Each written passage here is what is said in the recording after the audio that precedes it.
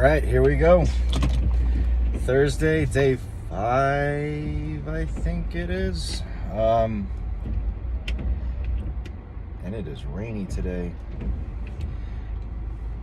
It's closing.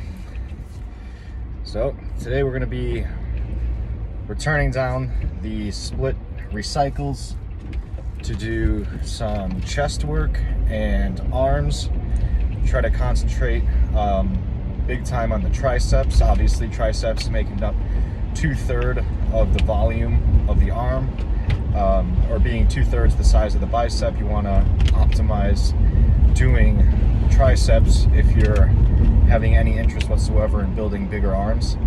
But of course, a big goal of mine, as I mentioned in previous times, due to the longer insertions of the bicep that I have, getting a thinner appearance when it's fully extended, trying to thicken up that muscle.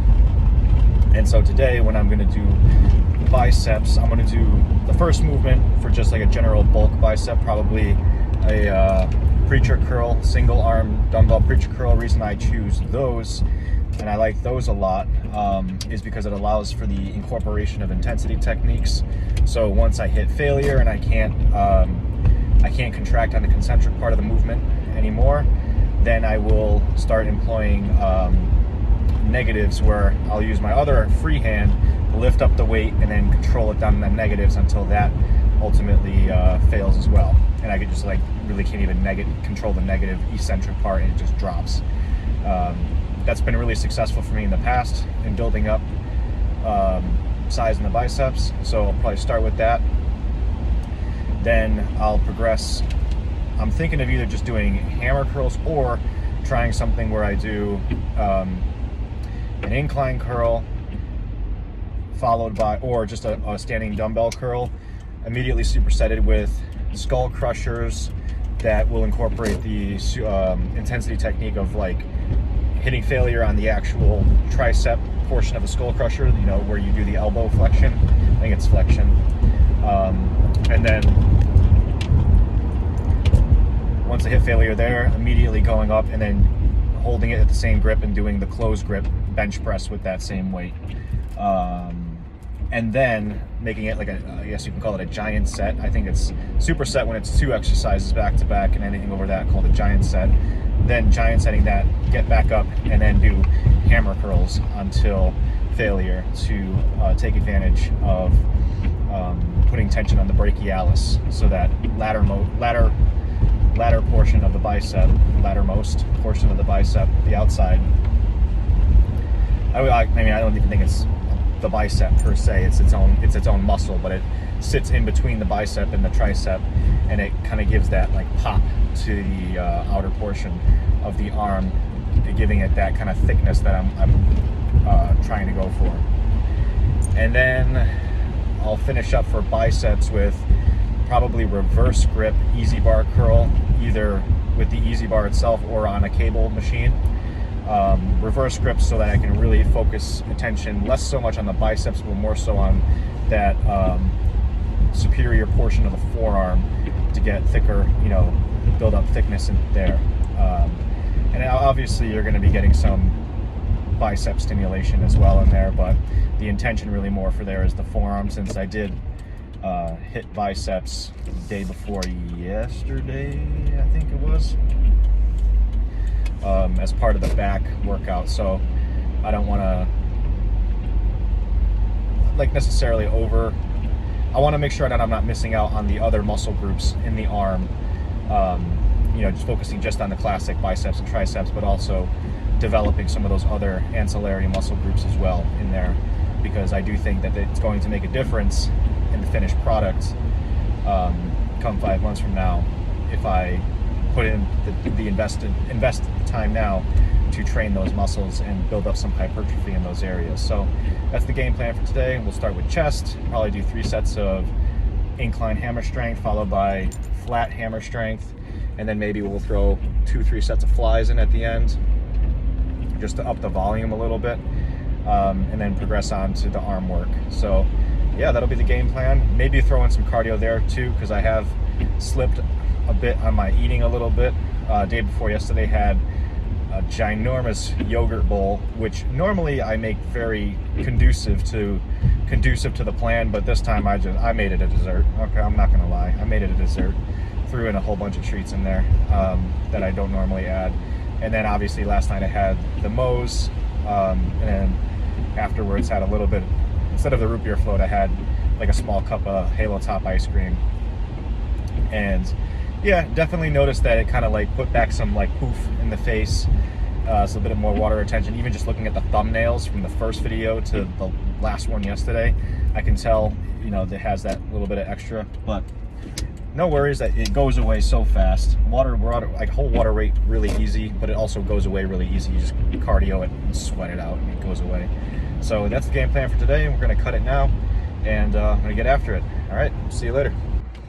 All right, we did it.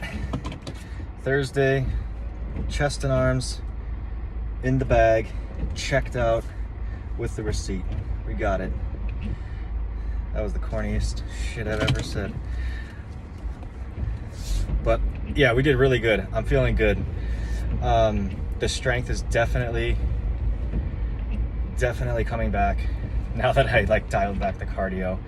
And it feels good. Like not even just strength in individual sets, but just like the endurance and the resilience to keep pushing set after set. I don't gas out, or who knows, maybe I was even just like getting low blood sugar earlier when I was doing like the hours of cardio and then going to the gym in the evening, not to mention just like neurologically being gassed. But I didn't do any tonight because my fiance wants to have some practice with something that she's working on, and so I got to be there for her to help her out. So skip the cardio for tonight, and the weights is going a little bit longer just because I'm adding some volume to my chest and arms. I've been able to get really strong and really like persistent, like have really good endurance with them in the past. So really, I mean, once the muscle memory kind of exhausts itself and I really take advantage of everything that has to offer, it's really going to be implementing higher volume and intensity techniques to stimulate those particular muscle groups to grow further, just because I've been so intense with them in the past. So I'm happy with what I did today. I didn't do too much in terms of intensity techniques beyond like those preacher curls where I did the negatives, but nothing really in terms of drop sets, except for one drop set that I did on machine dips, because the working set that I did, I only got 6 reps out of that, and that's not really ideal for hypertrophy. That's a little bit low with like 6. When you're getting into like 6 and below, and even like I would even venture to say like 8 and below, you're kind of getting more into that strength. 8, in my opinion, 7 to 8 is like, that's really your cutoff threshold, from where if you go below that, now you're really kind of more focusing on strength training as opposed to hypertrophy training. And while it is true that those two attributes are highly correlated, they're not causally linked. Obviously, you get stronger and stronger, you're going to have some hypertrophy, but you can get really, really strong without having a lot of hypertrophy, which I would call to mind some of the Olympic lifters who are incredibly strong. And like, they're developed, don't get me wrong, they're developed, but not anywhere near to like the dramatic extent that like bodybuilders would be. And that's not even considering like enhancements and all of the other additional things that go into it. Obviously that plays a role in, you know, pushing that envelope of how far hypertrophy can go.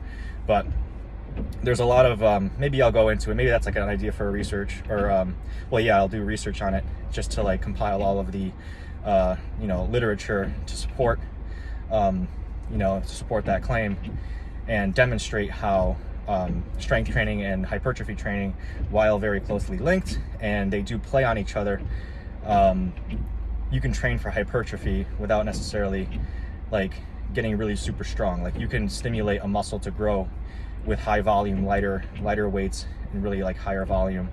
And I would venture to say, like, at least, and this is anecdotal, so obviously anecdotes cannot be applied to like a broader audience, but I've heard the advice before and I implemented it and I found it to be true, that when I lightened up the weight a little bit, focused a lot more on time under tension, contraction, and extending the sets longer in duration, putting the weight, muscle under continued stress for longer periods of time, which typically meant exceeding 10 reps, ideally getting into like that 12 to 15 range, really made a big difference in terms of how much my muscles actually would hypertrophy and grow big.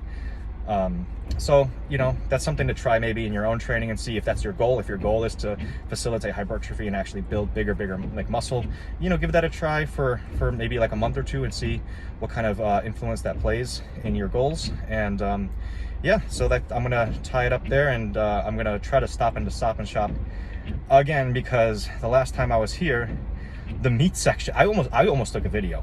It looked like there was a raid. Like, the meat section was like swept, and it wasn't even just swept, it was a mess. Like all the freaking shelves were like smashed on each other. I don't know if it was just like some Thanksgiving rush where people were just going in and going freaking ham sandwich on the place and just taking everything like violently, because it just looked like, seriously, like it was one of those like disaster things where like some impending doom thing was going to go on, and all the people flooded the store like it was apocalypse, and everybody was just like ransacking the shelves.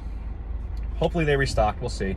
I really want to get some more ground, either chicken breast or turkey breast, and then maybe some tenderloins, because tonight I'm going to do what I was going to originally do last night before I decided to treat myself to Moe's.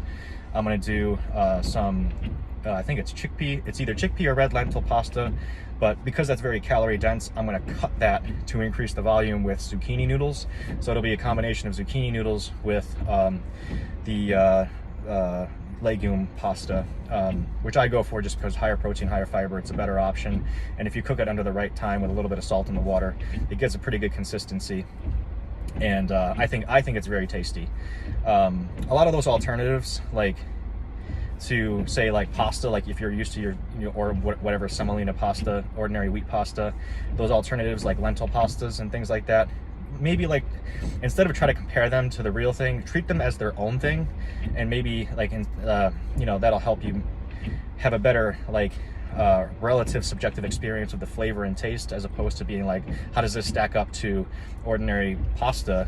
Just treat it like its own thing, and see what you can do with it that makes it, you know, tasty and palatable for you. So I'm gonna do that with a meat sauce and mushrooms. That'll be my dinner tonight, and that'll be a wrap for today. Tomorrow's Friday, last day, and then I'll be on my way to New Jersey Saturday, Sunday to finally spend time with Carla, which is the highlight of my week. Every week helps me get through, and yeah, so that's what we're gonna do. Have a good night, everyone.